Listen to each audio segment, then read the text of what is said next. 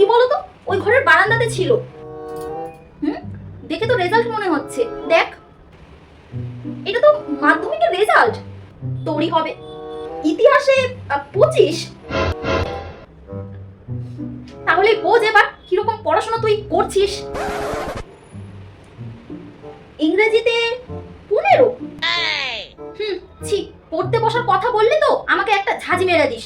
একদম পড়তে বসিস না, তাহলে এরকম রেজাল্টে ছিরি হবে না। আর অঙ্কতে 7। হ্যাঁ রে, তোর লজ্জা করছে না? নিজের ঢাক নিজেই পিটাচ্ছিস। কি রে, এত খারাপ রেজাল্ট দেখে সেই থেকে তুই দাঁত কেলিয়ে যাচ্ছিস কেন বল?